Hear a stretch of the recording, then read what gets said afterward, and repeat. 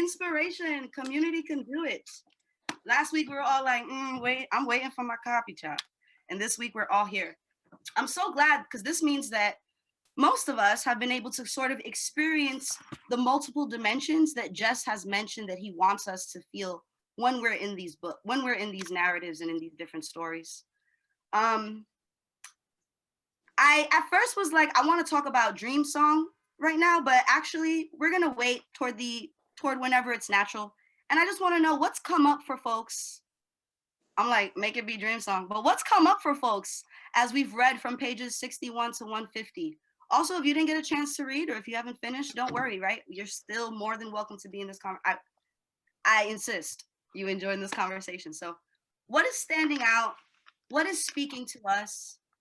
And if no one can really think of anything, we can go then and talk a little bit about Dream Song, but I'm wondering, are there any threads that we're able to connect, or things that visually spoke to you as we were able to go deeper into this? I think the horror of enslavement and oppression, and the resilience of our people, the strength of our people, so that's what comes up to me. Thank you so much, Ms. Johnson. And I just want to clarify, because I saw a question in the chat. I'm not talking about any section in particular, right? We read pages 61 to 150, and I just want to know what's standing out in this moment. The horror, the oppression of our people, sort of seeing that in this act. Yes, is that what you're naming, Ms. Johnson? Mm-hmm. Yeah. Yeah, throughout our history for 400 years, mm-hmm. And it goes, from 400 years to the present. Right. I'm loving the way the song is woven into almost freedom, spirituality. There's these references to singing themselves to heaven, or singing themselves into freedom. I don't know the exact words. I'll come back to you with that. No, that definitely makes sense. Because we know Olio to be, part of a musical understanding, why does that, I'm curious, Sharon, like what stands out to you about those specific things around freedom? You You asked the hard question. No, I don't play with me. Listen, not regular, I didn't mean to make other people feel bad, but folks who come here regularly, right? Aside from this assignment, y'all know Sharon be here with, like, I wonder if the author did this. Yes, we know she does that. So for her to say that right now is so ironic. Yeah, it's like they didn't have much materialistically, but they had their God-given talents, or even if they weren't superb talents, they were just enough that they were able to hone their skills, and that always gave them hope for a better future. It's their everyday existence was transcended by their song and by the wish for it's an amazing, interesting book. And I just thank One Book One Bronx for it, because I had never heard of the book, never heard of the author. And then when I saw he was a Pulitzer Prize winner, I'm like, how did I miss this? So yeah, thank you, because it's not something I would have ordinarily read. And so, like I told Ron a week or so ago, One Book, One Bronx continues to stretch my mind. Absolutely. That's going to be our tag for the rest of the year. Continues That's our motto for the rest of the year. Yeah. Ashe, ashe. Ashe. Yeah. That is good, though, to come in community and experience something you may have never otherwise encountered. I'm sure, hopefully, if we're living good lives, maybe we all had that experience. Paula, can I interject for 1 second? And I should have said this at the top. This is not an ordinary book club. We believe in hyper democracy. Anyone can lead. We invite everyone to participate. This is not for scholars. So if you are a scholar looking to get a credit, this is not the place for you. This is for the community. We started this as an in-person book club for the South Bronx community. And on Zoom, it continues as that. We welcome everyone. We want everyone to come.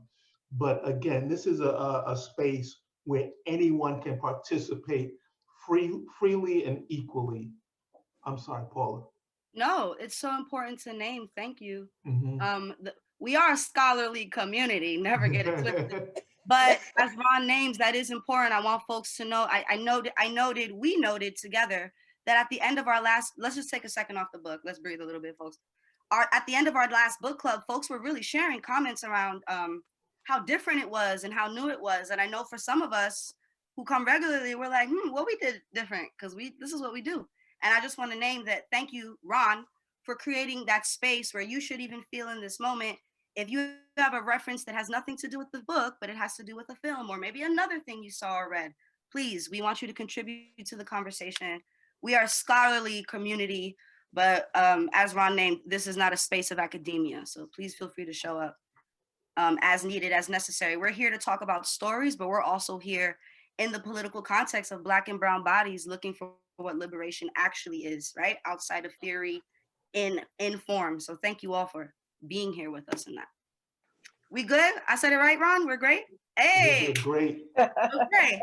So I would like to actually then, let's take a moment and talk about Dream Song. Did anyone get to the part around dream songs? Around freedom songs, sorry. And I keep saying dream song. It starts, I believe, on page 71, if we're able to all follow along in some capacity. If you have the audio book, I'm so sorry. I don't know when it starts. Freed songs, yeah. They start on 71.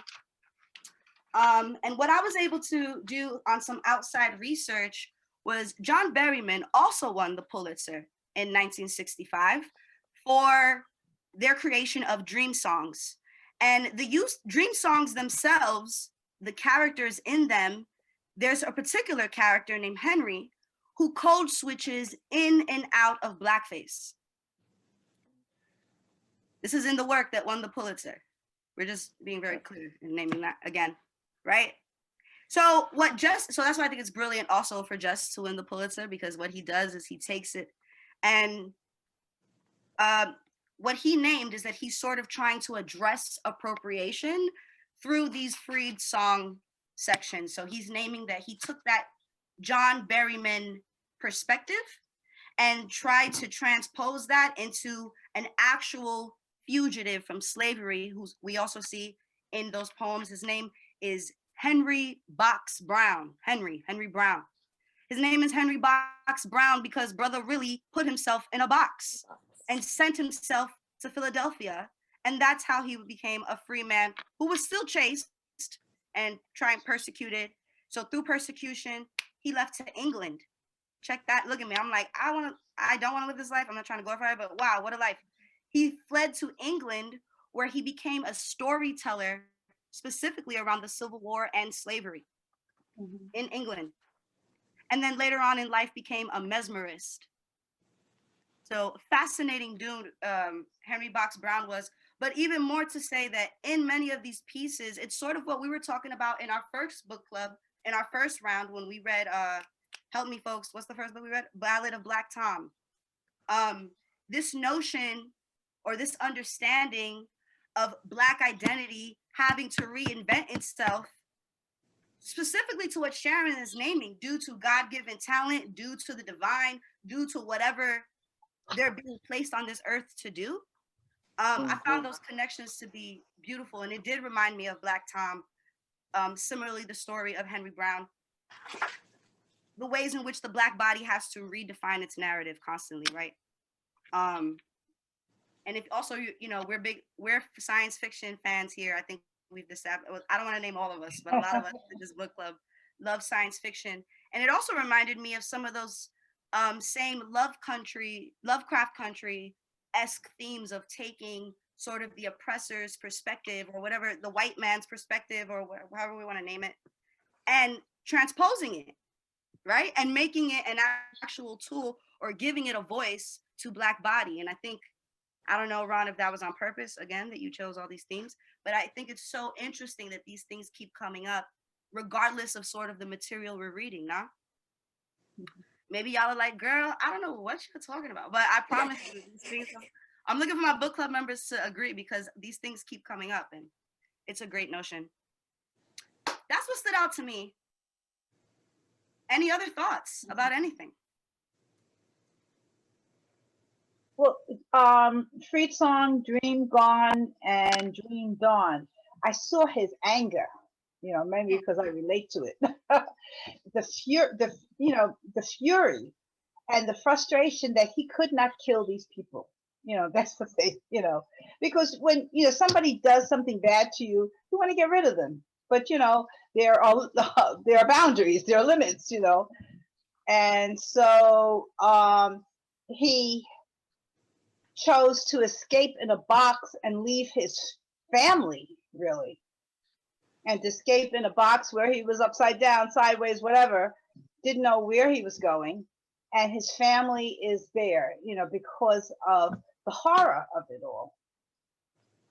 Yeah, absolutely. And the connections between what he's had to endure, and then right after those Freed songs, we learned about Scott Joplin, yes, and his story. Anything sticking out to folks about that?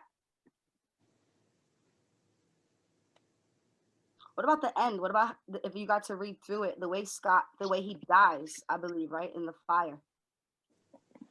Did we get that? Well, I guess that kind of just shows that all the majority of people who have great talent are tortured in some way. That's true. They're tortured in some way. Their talent is one thing, their creativity is one thing, but their emotional being is tortured in some way. Absolutely. I believe, like last week, someone asked, because there are a lot of Jubilee poems in this section of the book. Yes. And someone asked about the churches. So I did some research on the churches. Apparently, there are about 148 churches named in this book. Yep. And those churches are tied to where the Fifth Jubilee singers sang at some point in time. And all of those churches were either burned to the ground, or some sort of arson or some sort of damage was done to the church. So that's the connection to the churches that are the beginning at the end of some of the Jubilee poems. And the other thing I noticed about the Jubilee poems, so I went back and counted them in the table of contents. There are 13 of them, and they're sonnets. They are a specific form of sonnet. They're called, there's a technical term for what they call a crown of sonnets, which is usually 10 sonnets linked together by the last line of every sonnet. The last line of every sonnet, beginning with the first one, is the first line of the next sonnet. Okay. So that's how they're linked. And in this book, there are 13 of these sonnets.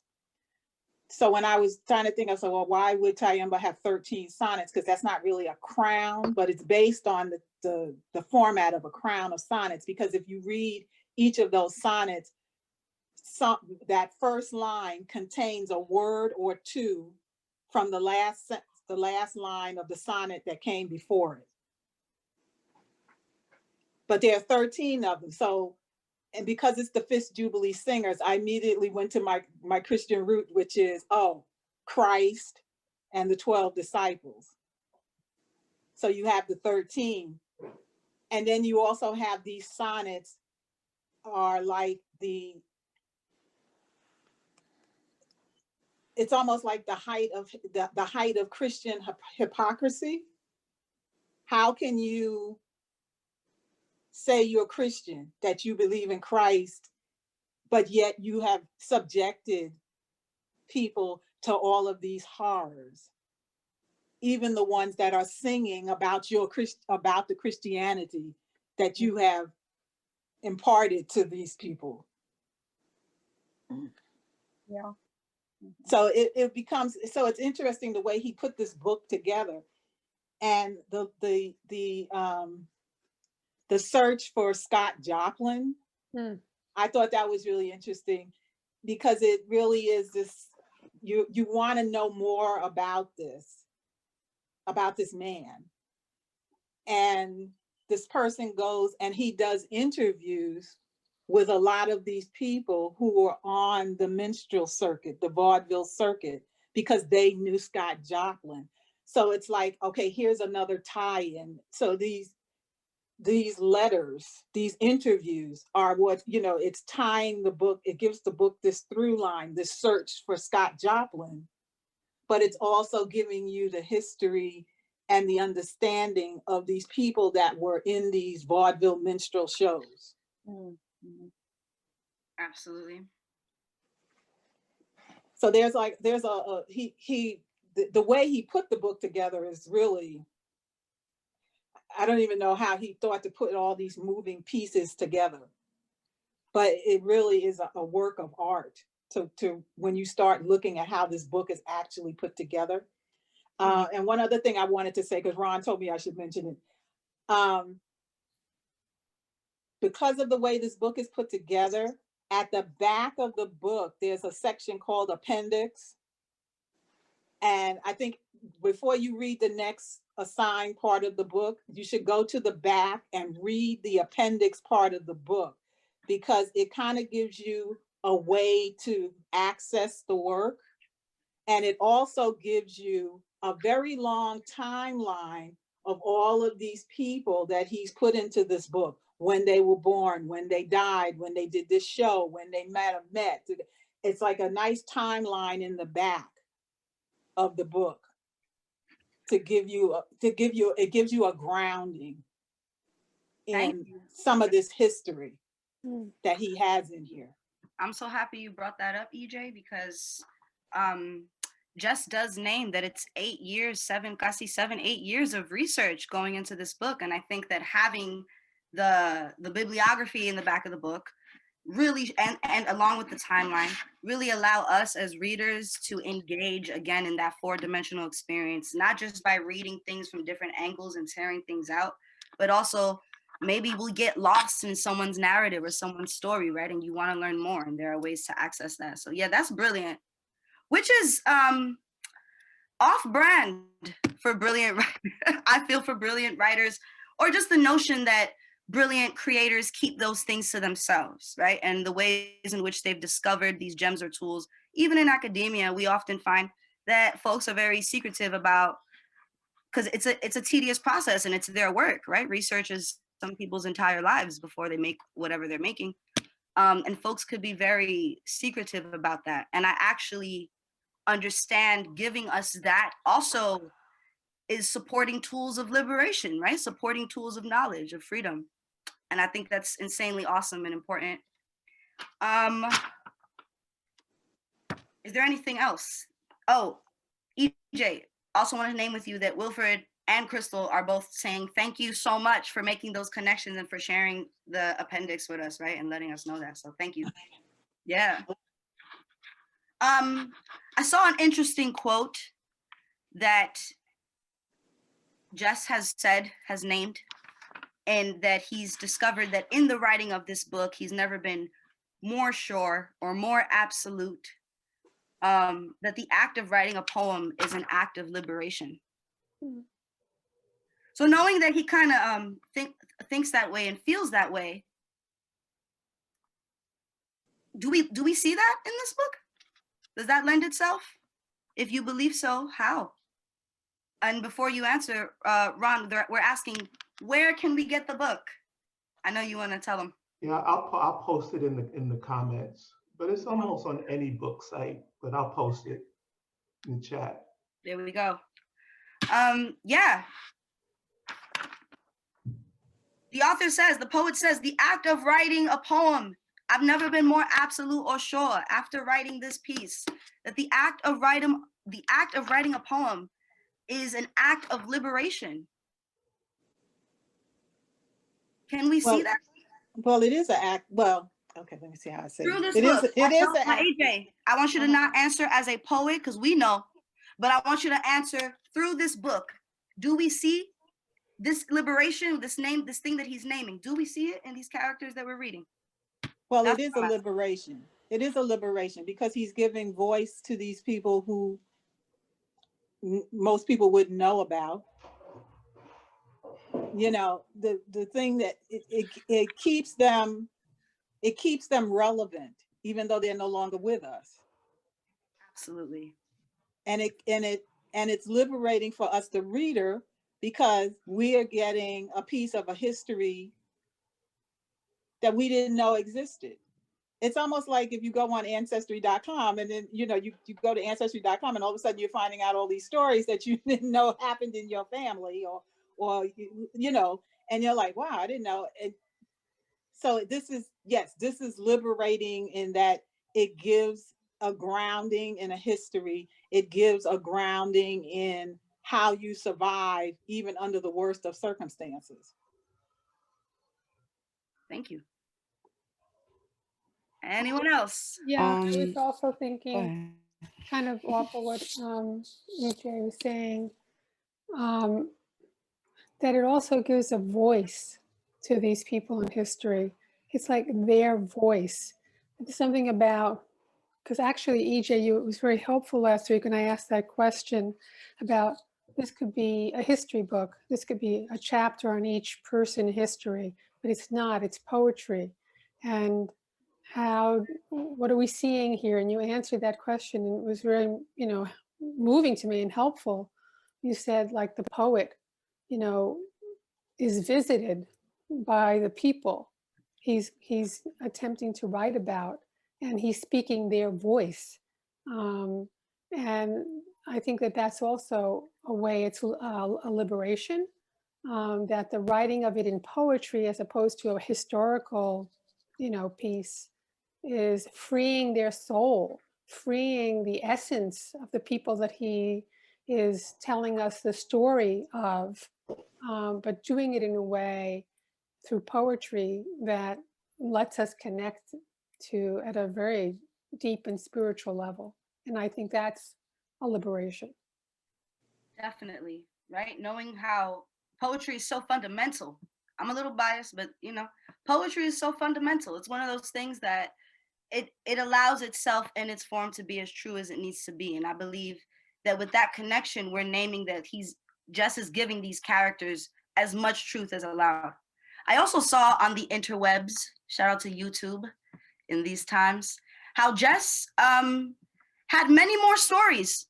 And actually, because this question came up last week, the reason why some folks weren't included, and Jess is also encouraging folks to go write about these people, was because he didn't feel like he could capture their story effectively enough, strongly enough, powerfully enough against the stories that he has already tried to capture. So he wanted to honor that even though he had done the research and tried to find their work, he still maybe wasn't the person to write that story. And I think that's also so brilliant, in those choices and figuring out as a creative saying, even though this speaks to me, I'm not going to write about it, or I'm not the one to write about it. And if we're seeing just exploring appropriation, right, through certain characters, taking that white lens and transposing it in Black body, then we understand that even in his research, he's still not trying to appropriate. Yeah. He's still not trying to take over voices that even though he's deeply connected with, he knows that he can't speak to. And I think that folks can learn from that. It certainly allowed me to take a step back and think, where are ways that I'm taking up space in the things that I know, right? And where are ways that I could step back from that? So that was really dope. Stephanie, you was gonna say something? Earlier, yeah. But that's true. And on that same note, I meant to, well, full transparency, I just got the book and I just started playing with it like an hour before we were supposed to start. So I'm still taking it in. Pre-play, Stephanie. We love that here. Don't worry about it. Yeah, no, but just, to let everybody know. And so also just kind of like, I only I only got to like page 3 and all of that. So I was very much taking it in as an object and also as like a text. And I think speaking to the question of liberation, I think it's a hefty thing to say. But like, at the end of the day, I feel like when we're looking to like text, poetry, literature, language to provide that. I could see that, I could see why, any writer would feel like that. And I think, I guess, when it comes to this particular text, because it is a performative text, it seems like the book itself is like a performance, leading to like understanding how and why he's centering performance and performers, performer stories. I think he made the book a performance in and of itself. And then a question I just had, or like around that too, in terms of like saying no to certain stories to tell and not, I was curious why like two of the stories involve like like people who are blind, or people, using the language around blindness and seeing as like a way to be visceral about a storytelling. And as I don't think Jess is a blind person, but I am curious as to how like able-bodied people write about certain disabilities, or write about or use like disability as a way to inspire and motivate, which can be a slippery slope in terms of like categorizing folks with disability as like a trauma porn. So that was just something that came up for me, just again in the first 3 pages of seeing, like reading the characters and noticing that 2 of them have to do with blindness, was something that stood out for me. Thank you so much, especially because those are pieces that we spoke about last week as well, right? In regard to how having those 2 different perspectives and him using a lack of sight as some sort of literary device and how people relate to that. Also naming that he's writing about characters with disabilities whose own identity and has been centered on the exploitation of those things. If you were a minstrel performer who were lacking a limb, your name included that lack of limb. Yeah. If you were lacking, right? Like, then that's most performers in that, but we're speaking specifically Black body minstrel shows. So I love that you bring that up, Stephanie, because it is an actual, I was about to call you Alvarado. I don't know why, because that's your last name. I don't know. Stephanie. I'm glad you bring that up, because I think Jess has enough awareness to know that. So then wondering what's his own culpability sort of in that is really, really great critical thinking, and I love it. It warms me up to know we're thinking critically of things that we like. So thank you. Also wanted to name, because Stephanie also mentioned this, that the performance, the book itself feels like a piece. It feels like there are many moving parts. There's something happening, right? It has a life. And an Olio, as we discussed last week, is that second part of a performance, right? Of a that eventually it became known as vaudeville, but it's the second part of the minstrel show that kind of has the hodgepodge of all those different things together. So that's right on the nose. If you heard what Stephanie said, you were like, yo, I feel that way too. Or yes, that makes sense to me now that she said it. That's a real thing. I think that was something that Jess intended, or rather, I know. Look at me, I know that was something that Jess intended. EJ, you laughing at me because I don't know nothing. I know you know that. I wanted to. No, that's not why I wasn't laughing. I know. I was laughing at you. I want us to take a moment together and examine, if you have the book in front of you. Again, don't worry about it if you don't, because I'm gonna help you. But there's a drawing, an illustration. There we go. My Bronx accent came out. A drawing, an illustration that I would love to kind of dissect with y'all. I'm trying to find where it is, but it's the one that's like a box, pero parece como like a door. You know what I mean? Oh. It's like wooden. Yes, no? Okay, hold on. Yeah. Okay, let me look for it. Yes, before 71. Yeah. Woo! Who did that? Carla? Who did that? EJ? Who did that? Miss Johnson? Huh? Me? Yeah. Y'all all did that. Page 71. It's a crate, isn't it? It's a crate. It's the crate. It's a crate. Crate, perhaps, for Henry? Yes. Yeah. All right. Did everybody know that before? No, I'm playing. Before we got together right now? That's what I thought when I read the story, because it seemed like he was in there for like, what, 27 hours? Right. And it was very small. Yep. What else does looking at this bring up for you? Or I love that. It was very small at 27 hours. What? Anything else coming up?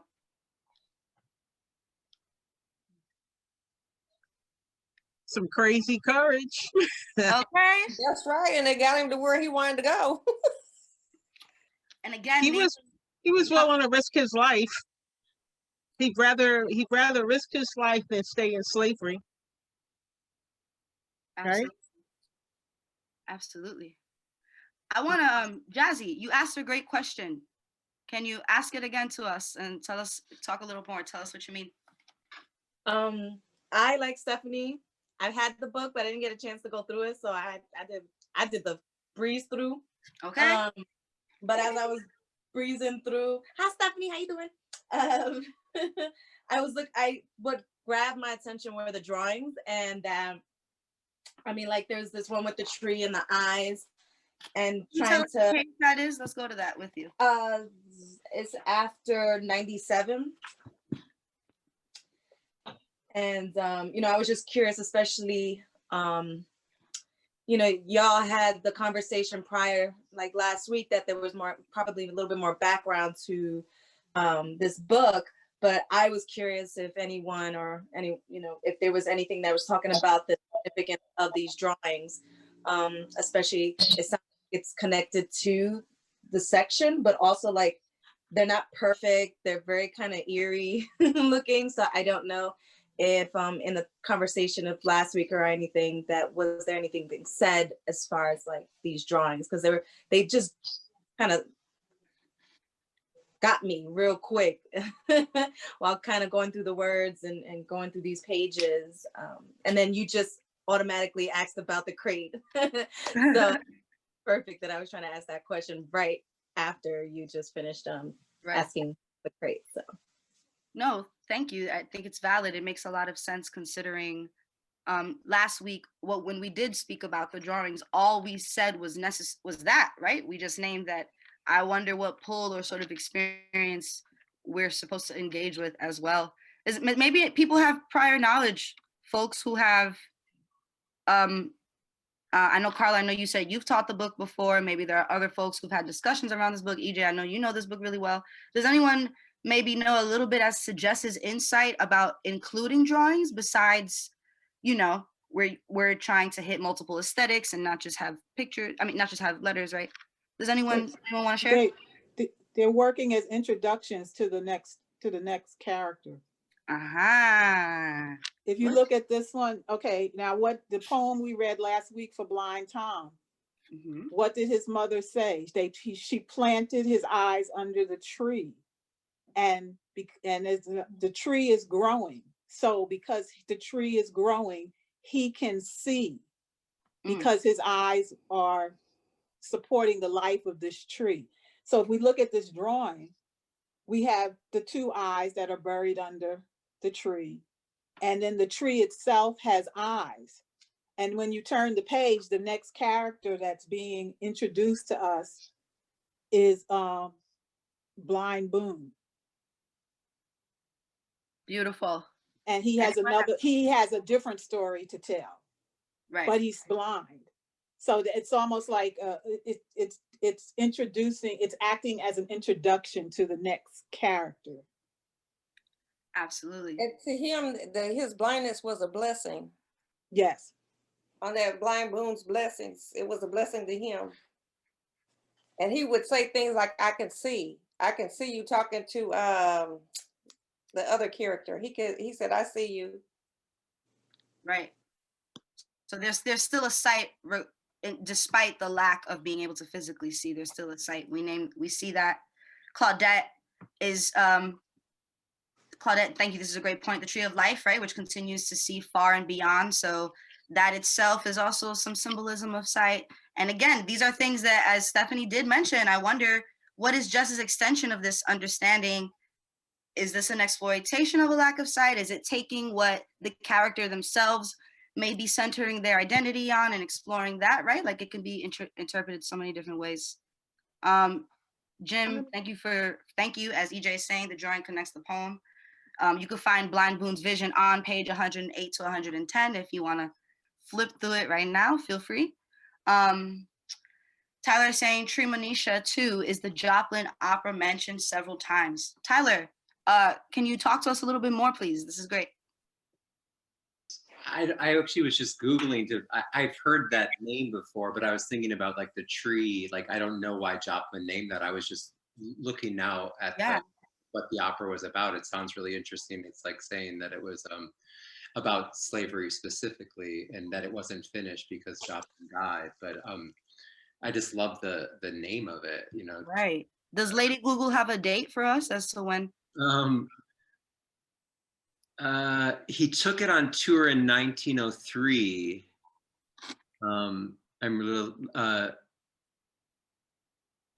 That tells the tale of the adopted daughter of former slaves Ned and Monisha. Because the baby was found under a tree, she was named Tremenesh. And it was a play. It was made into a Broadway play. Okay. Ooh, do we know who was on it? Who was in it? I believe I saw it, but I don't remember Jack. Jacqueline said, baby girl, I've been many places, seen many faces. Let me see real quick. Tremenesh. If anyone can, whoever wins Lady Google's eye first, let me know. Who was in, let's do this together as a group. Who was in Tremenesh? Well, okay, the back in the index, it says in 1972, Tremenesh was launched as a full-scale production by the Houston Grand Opera. You better use the index. What else? Anything else? No, that's basically what he said about it. You probably would have to look up who the performers were. There was a version directed by Catherine Dunham, which is also great. Oh, sorry. And do we know who's in it? No, just we know it's directed by Catherine Dunham. I believe I saw it. So who's in it? Alpha Floyd apparently plays Tremenesh. Who? Say it again. Alpha Floyd played Tremenesh in the 1972 premiere. Alpha Floyd. And Louise Parker played Monisha. Louise Parker. It was at the Uris Theater in 1975.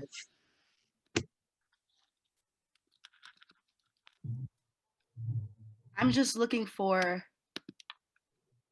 context of who these actors were and where they would, let me see. They had Betty Allen as Monisha. Let's go. Carmen Balthrop as Tremenesh in the original.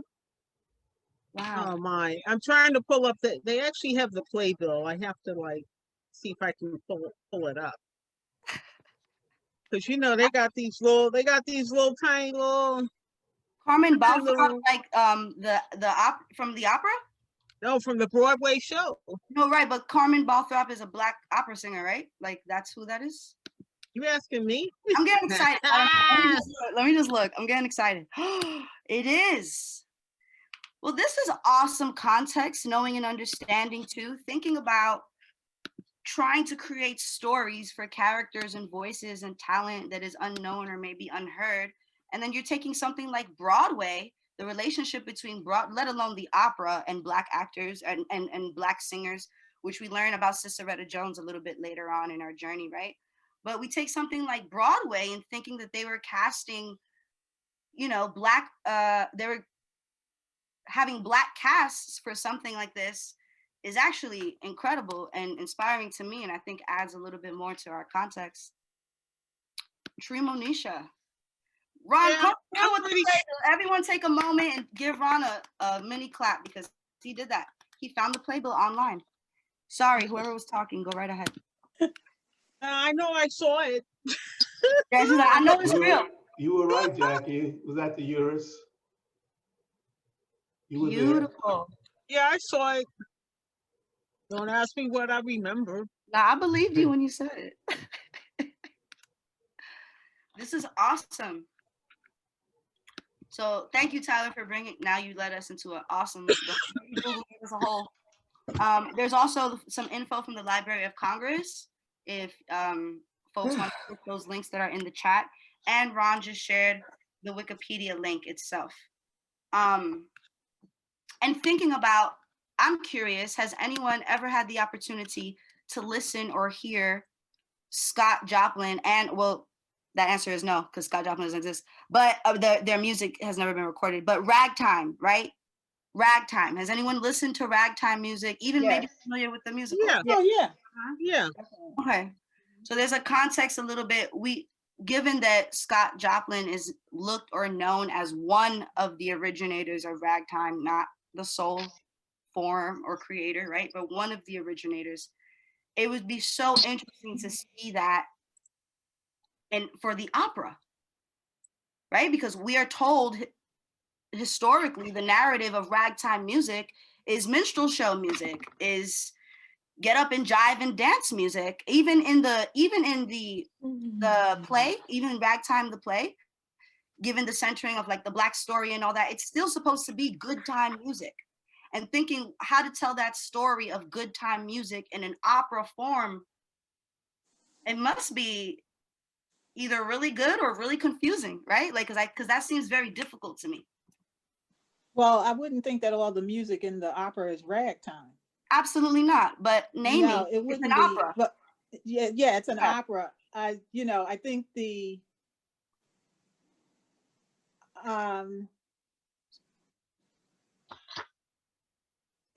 a lot of people tend to think that the musicians of the ragtime era and of the beginning jazz era and whatnot were not really trained musicians, but a lot of them have and they still do have close ties to classical music.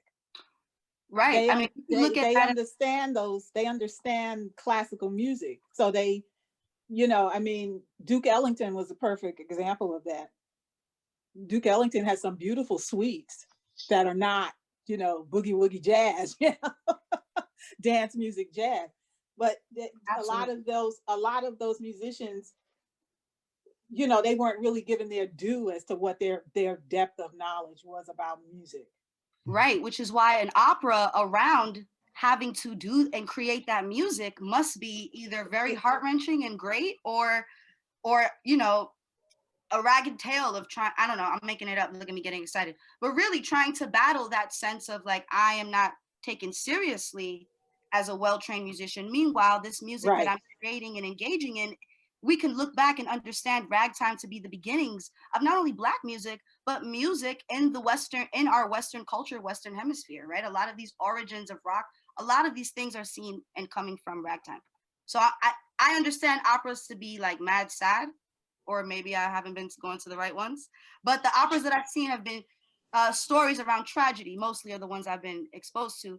So therefore, I'm assuming that this story, writing an opera around what you're naming exactly, EJ, that tension.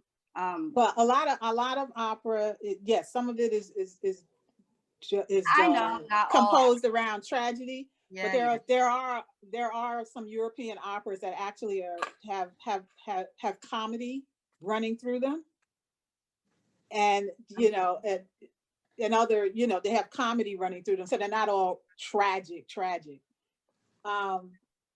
So what you telling me that they're the genres what we think of, and in America now we have what we call the American opera, and that's not all tragic either. Right. So, opera as a genre has expanded somewhat. And ragtime music, blues music, gospel music, they all have their origins from whatever the music genre was before them. So you have, and in Olio, you actually have that. You have you have the music of the Fisk Jubilee singers, which is the Christianity, the gospel, the hymn, countered with the ragtime, the beginning of jazz. But all of it kind of comes together and creates the next music form. So jazz is to me, having studied with a lot of different jazz musicians over the years, jazz is like a combination of everything that came before it. So you have the European classical, you have the spirituals, you have, and it keeps growing in that exponential way. Yes. Ms. Johnson, can you, African music? Where you? Yeah, I mean, African music is in our spirituals, it's in our jazz, Right. you know, Yeah. and and even up to today, I mean, like European so-called class, like I don't even like the term classical because it says it's European, but every culture has its own classical music, but it's not used that way when people talk about it. So, you know, European music is fine, it's good, but our music also is classical, and it is inventive, and it's rich, and it should be on the same par as any other music. Definitely. One should not be above the other. Absolutely. Now, absolutely. music is music. Music is music. Right, but I'm saying the way it's talked about, it's not. Well, that's because we live like in they a talk country about that jazz is- being improvisational, and what's wrong with that? And it's probably not even so. But I mean, you know, right. Well, that's true. It has an improvisational quality. It can have improvisational quality to it, right? but it is a very structured way Right. of music. You know, some European classical composers would consider American jazz to be America's classical music. Mm-hmm. Right. And given, again, I'm going to bring it back to the Black body real quick, given that we're thinking and naming music as this force during these times, and then putting it in a Black body also lends to the lessening of that conversation, right? To the lack, to the, this music is not as, or isn't as, or, you know, all the layers of white supremacy that music goes through. And I want to thank you, Ms. Johnson, for grounding us in that, because I want to connect us to something that Jim just shared. Lifting from Wikipedia, and we talk about Marco Piso. We know who Marco Piso is, folks? No. Anyone want to real quick? Jim, give it to us really quick. Who's Marco Piso? No, I don't know. Jim said, I don't know. But Marco Piso does argue that in 1815, music becomes a political tool. Because I'm Black, I don't understand that maybe a little bit before that, but in whatever context we're looking at, okay. 1815, music becomes a political tool. Many songwriters express ideals of freedom and equality, right? So when we understand music itself to be a political tool, then even in the origins of something as ragtime, naming to what Ms. Johnson is saying, that because I hear you, Ms. Johnson is naming like European classical music is cool, and this other sense of music may have been toward a clearer, more direct and connected purpose for this time, right? And I hear that. Also, Jazzy, you said something amazing. You said, sorry, I'm gonna come to you right now, but Jazzy said, thank you for all the context, y'all. So helpful. And I do want to take a moment and acknowledge like EJ, Ms. Johnson, everyone that's coming to this and who's even using Lady Google to help support this conversation. This is amazing. Thank you. Carla, please. First of all, Paula, you're phenomenal. Oh, no, you gotta stop. Thank you. You're phenomenal. Everybody, I'm learning so much, and I'm very grateful for this.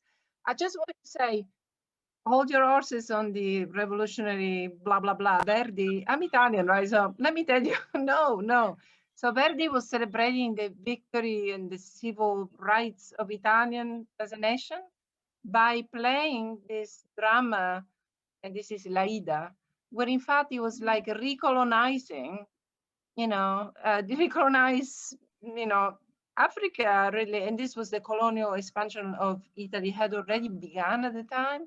So he was already, by way of recolonizing Africa, he was investing the tragic figure of Aida, who's decolonized, right, by some crazy twist, just representing in Aida the yearning for freedom and nationhood of Italy. At the same time that Italy was actually thinking about going out and colonizing and exterminating and, committing the worst times ever. So I would say hold your horses on that. Don't believe the hype. Everyone do this for Carla. Carla came through. No, I'm serious. We praise folks in book club, y'all. We give praise, we give our flowers, we show that love. It's important. And the other thing I was saying, and really so much loved what Miss Johnson was saying. Yes, you know, classic music, classic European music, so invested with this mando being whatsoever, but in fact it's entirely improvisational. It's just then, you know, fixed into genres, but it is born as improvisational. It's hidden because, of course, this is a category that is being created only to, you know, colonize or oppress others, the category of the improvisational. And this is, if I may say something, this is something that Amiri Baraka was just going very strong against, you know, the idea that, you know, the improvisation is used to oppress. The very idea that there is something that is improvisational that is less important, and something that is classic. Oh my God, we have all to, you know, bow our heads to that. So that's right. And then sorry, but the you know, reality that classic, that notion that it's classical just means that it's been improvised, and that improvisation means a lack of care or a lack of attitude. Or lack of intellect. Lack of intellect, period. That's what it is. That's what it is. Yeah. There's no emotional intellect or empathy in that. Yeah, that's what they need to say, you know. A lack of intellect. Let's just, okay, I'm loving today. I'm gonna do more claps and more praises. Given that I don't know if this is a linear sort of experience that folks are having with this book, if we're reading it, if we're picking it up and actually following the pages that we're supposed to be reading along, or if we're reading in and out of those pages. But similar to the book, I feel like even in this conversation, there's a hodgepodge of information that constantly needs to be reminded, named, declared, and connected so that we can get the full picture. Yeah? And that feels good. Let me see what else is going on here. Oh, there's also a an updated chronology of African American classical music and artists, rather not music, but the artists. So there are 2 versions of that. You can look that up online too if you want to come back later. Those are also in the chat. This is amazing. As we move further or closer, rather, to page 150. I did want to bring y'all together as a group. If we could all go to page, sorry, I wasn't ready. Oh yeah, obviously, we're gonna go to where the fun starts. I'm just kidding, it's been fun. But we're gonna go to page 129, but not really. It's just the page after that, that Bert Williams / George Walker paradox. And this is a piece that actually comes out. It's a tear out piece. If you've torn it out, 5 points for Gryffindor. Let me see you did it. If you didn't, I'm a big Harry Potter fan. I'm so sorry. If you didn't, it's okay. Oh, something that Jazzy just named that I have to share with y'all, which she also named. Y'all can see it too. I just get excited when brilliant things are said. Music is infused throughout with 3 lines on a page. Like on page 101, I wonder if each note connects to a song.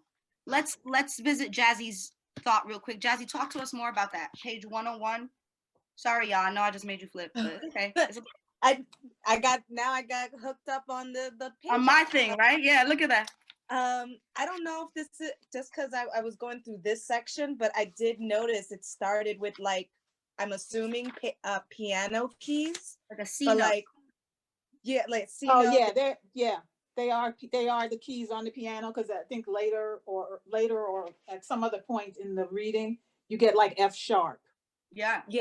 And it has the okay. same. Yeah. Jackie, can you read that for us after you tell us what you want to share? Oh, I was just wondering, like, especially because everyone was talking about music, and I just happened to flip, and I was like, oh, that's very interesting. There's the piano keynotes in different sections throughout this section. I'm not too sure if it's throughout the whole book, but especially the section that we're referring to. And there's only, what I noticed is 3 lines. And I was wondering, you know, especially with the infused music and how we were talking about ragtime and all that, I was just curious if there was, like, did each of the notes like connect to a song that is like infused within the book that, you know, I don't know, maybe if there's a reason, or or is those song lyrics or something like that. I know it seems like it ties into the stories, that is what they're like what it's talking about specifically, but I wonder with all those keys, are they all connected and stuff like that? I Totes looked got at that goats. too. Do you have 101 in front of you? Would you be able to read that C note for us? And you want me to read? Yeah. My motto for life: merit, not sympathy, wins. My song against death. I'm wondering, is this a song lyric? Is this a combination of things? This is also, if we don't have that answer, folks, this is a great question for I Tyehimba. think I think the poems that are tied to the notes are haikus. I think that's right. I think I gave a quick count of the syllables. I think they're haikus. Yeah, you're right. And I think the notes, and I had to look this up, I think they're the minor pentatonic scale, which is, I'll put a link to it, again, Wikipedia. It's, I think, C, E flat, F, G, and B flat. C minor pentatonic. Is that the notes that are there? Perhaps. I trust you. There's also I guess there's an F sharp. There's also an E. On page There's 101. there's an E flat. There's C. Mm-hmm. Let's see. I thought I saw F sharp in here. The real question is, whose Yeah, site there reads here? Who could play? Who could play while we figure this out? Who got it? No one plays a piano. No one blows a tuba. I do, but I don't have the book, so I don't know what you're referring to. Greg, what if we give you the Sorry. notes? Oh, so there's a G. Uh-oh, Greg, write these notes down. B flat. If they're minor scales, they're very, if it's the pentatonic minor scales usually tend to be very dark sounding. They're Okay, kind of, thank you for that insight. That's they're wonderful. very, it's almost like the gravity kind of pulls it back down to the earth, that scale. Whereas other scales are very lofty, they kind of float up. But the minor scales come down to earth, which would seem right because the topic is very kind of dark, even though there's some joy throughout the book. The topic of the slavery and the oppression is a dark thing. Those are the grave, so-called grave notes. Yeah. Grave notes. And grave as in grave in the double sense of being serious and also being the grave where you're buried. So grave notes, yeah. Jazzy, how does, if you could share with us just in this learning that we're all having right now, how does that change sort of how you even guess? Because I know you didn't read that part, but for anyone, it's not really for Jazzy. How, knowing that these are the grave notes, right? How does that change how we know this?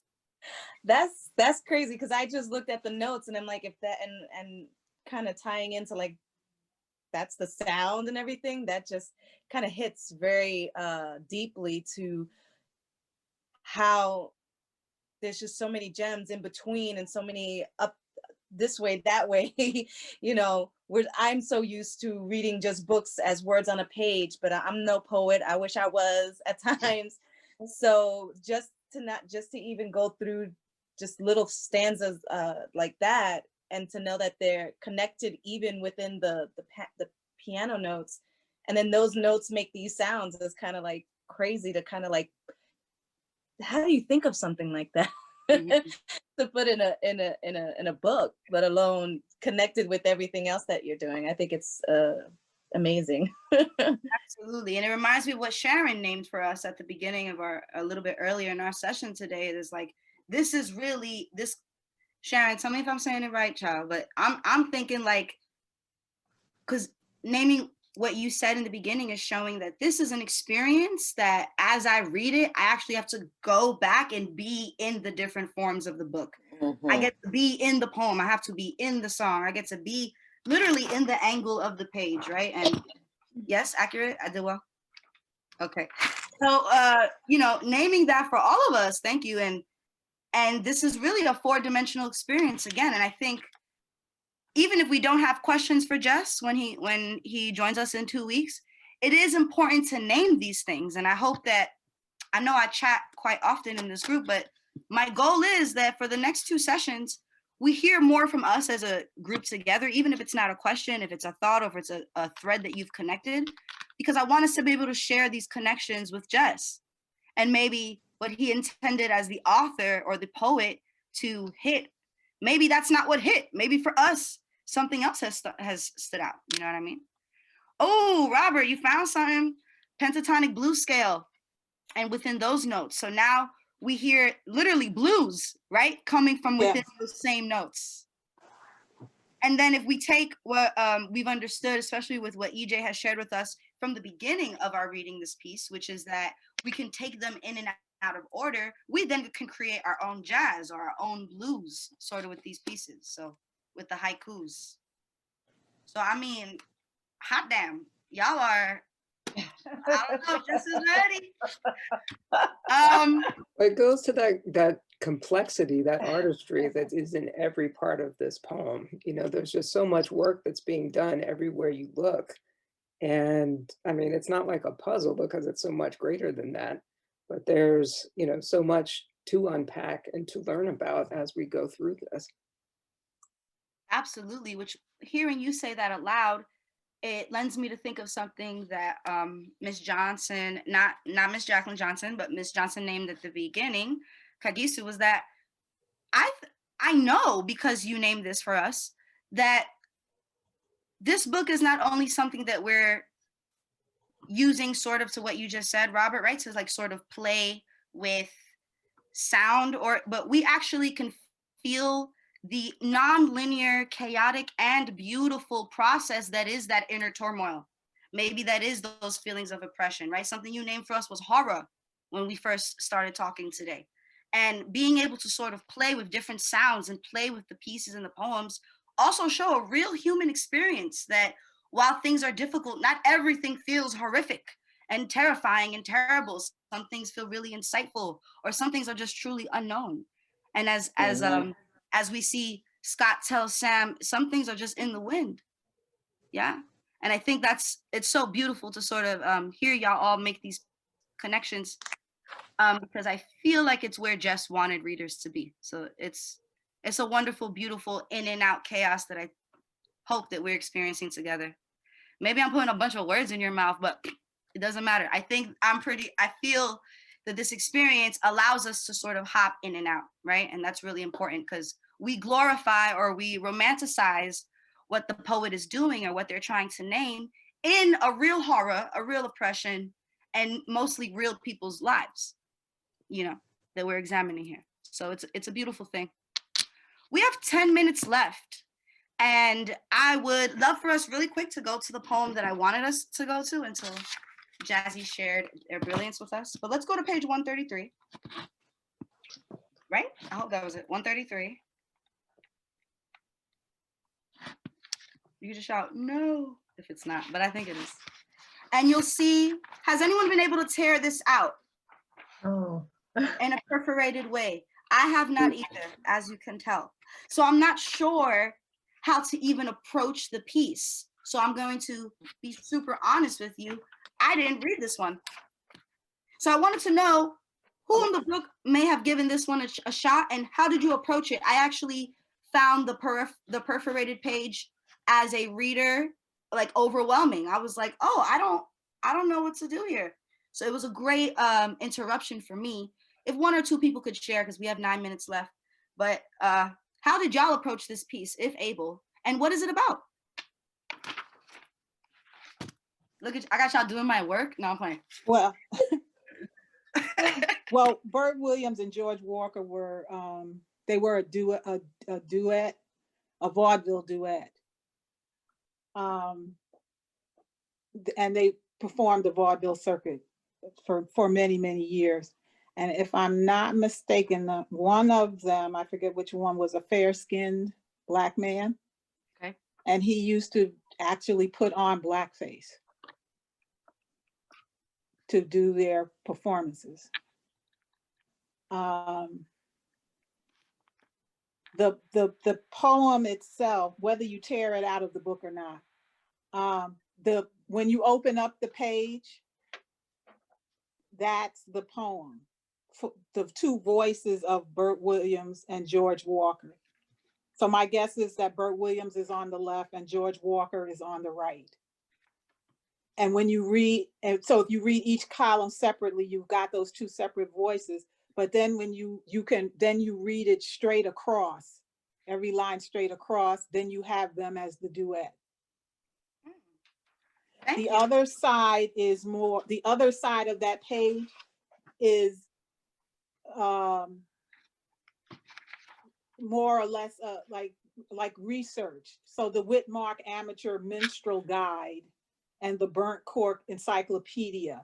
So these are, which I don't know if Jess actually lifted this, took this, you know, out as like almost like a footnote of what was being written at the time. We'll have to ask him that.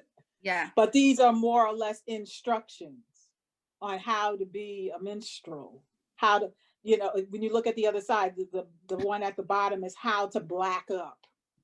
Right. So somebody actually wrote directions. Seriously? So given that these are directions on how to minstrel, how to black up, right? And what one may be known as like what the survival literally looks like, right? What that narrative of survival is in this way. Why the decision to make it a tear out? Oh, okay. So if you tear, I think it's obvious. I also wonder if anyone else, really quick, Ms. Johnson, because we do have 6 minutes left. I want to give it to someone else. Why the tear out? Given everything EJ just told us, which was that this, you know, this was literally instructions. What makes you think just what around that decision to make this a tear out? No idea. No idea. No. Sharon, you better stop. I'll play with you. Yeah. Why would someone give you? Say it again. Yeah, maybe because this is a literal, like, this is a page of history that people may want to rip out. You know, that maybe it's something that just performatively looking at the book that way. This is a part of the archive that may not necessarily always make it and or maybe share it. Right, because we could learn about hundreds of minstrel shows, but we won't know. Sylvia, if you're muted, honey, I have no clue because I did not mute you. So please unmute yourself. We can learn about hundreds of different sorts of forms of minstrel shows and where they took place, but again, that story of survival, right? How they were able to do it. We may not have that. Anyone else? Maybe, I don't know. I don't know if this is true. Maybe it's because even today, sometime in our life, we are called to be minstrels. We are called to black up our face, or we're called to white up our face. You know, we're called to not be ourselves. So maybe that's it. I don't know. That literal tool, he says, like, this book taught me liberation, literally giving you a tool, right? To survive that. What I'm saying we go through so many changes as being African people in this country. And so I was talking to my daughter about this, that, you know, when I was a little, and when I was little and, you know, I wanted long hair and blonde hair, you know, and then I realized as I got older, what I was saying and who I was, you know, as an African person, and it's different, but there's still things within our psyche that makes us want to be like the dominant group. So right. I'm not sure if that's part of this, but that's what it seems to me. So we do play that, you know. Yeah. And Brian is co-signing you, naming that literally that tear out makes it very literal for you as a reader, like for the reader that plays wanting to have it easier or wanting to associate in a different way, right? Like that's why it's a tear out. So I think that makes perfect sense. Thank you. Brian also naming an instruction guide. The tear out makes it portable. Literally, here, survive. Take it with you, right? And then Robert asked an amazing question. is there a relationship between haiku and the blues? And I would love to know, EJ, since you are our resident poet, what do you think? Is there a relationship? And anyone else who's not EJ as well? With 3 minutes left, I want to be mindful of how much we're speaking, but let's answer that. What's the relationship? I kind of look at it as a global thing. The poetry I tend to write is based in blues and jazz. It actually mimics blues and jazz composition. So it doesn't matter to me if it's a haiku or a sonnet or whatever. It will, in my own work, it will always have that quality of the jazz or of the blues, or, you know, that music is ingrained in the how I put my words together on the page. So haiku is a form. There is such a thing called a blues coup that Baraka and Sonia Sanchez really made famous as a form. So you can write the equivalent of a haiku, but they call it a blues coup. And the haiku is 3 lines. The blues line is usually 3 lines. You know, right. That's all I can say on that one. And Richard Wright wrote some haiku, a book of haikus, in which he refers to some of the themes of the blues as well. Yes, I know that book, and one of the pieces is the Other World, yeah. Yeah, and he has the 575 blues. Yeah, actually, and now I just heard it, 575 haiku. Wow, look at that. They say a true New Yorker says "wow" when they had no idea what was going on. I had no clue. You can front and fake it. No, I know, but not with y'all. With that being said, you know, when time flies when you're having so much fun, and it is 8:29. So with that 1 minute left, I want to make sure Ron is able to say things he needs to say. But beforehand, thank you so much again for joining us. Next week's discussion is going to look just a little bit different, but you come as your natural selves and just come for the ride and have a great time. I hope you're able to read our next sections, which are pages, who got them in front of us, say it, 150 to the end of the book. To the end of the book, okay? Pages 150 to the end of the book. And if you, I'm gonna give you an opportunity right now, it's 8:30, but right now, if you saw something in the chat that you're like, nah, I wanna see that link later, or I wanna look at that, do that before we hop off, because once you hop off, you can't come back on.